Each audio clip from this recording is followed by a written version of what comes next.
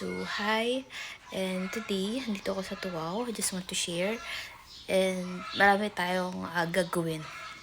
So, maglinis ng gamit, mag-aayos, and magtutupi. Ayan yung mga gamit na aayusin natin. Ayan, no. So, ito, kakakabit lang to kaninang umaga. Ayan.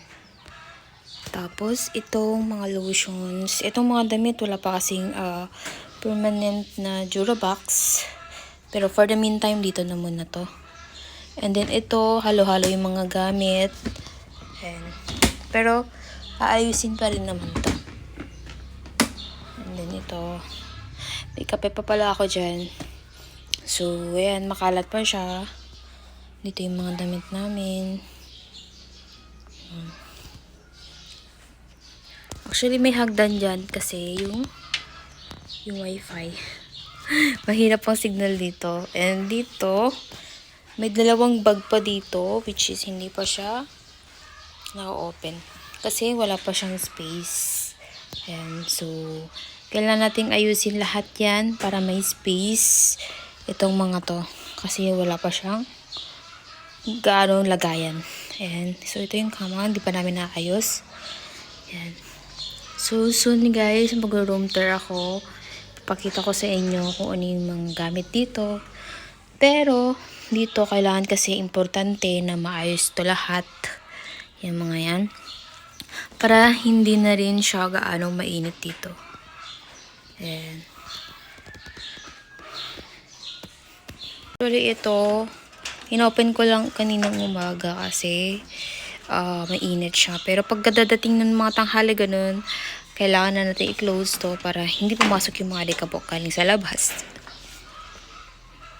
And then, after nyan,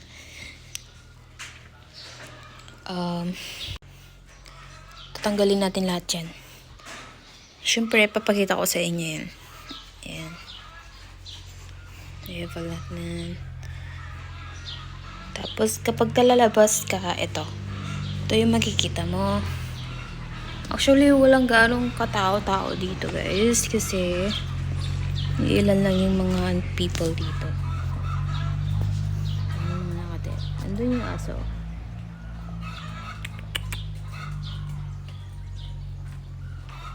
So, lilipat sila dyan mamaya kasi nabasa siya dito. Ayan. So, ito lang. Dito na tayo sa salas.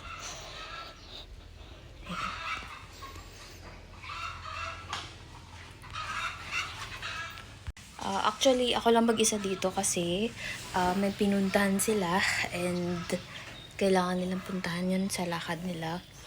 So, ako lang palagi, minsan mag-isa dito kasi syempre, hindi rin ako pwedeng lumabas-labas kasi kailangan ko lang magpahinga, ganun. So, ayun lang. Sana maayos natin ito lahat. Bye!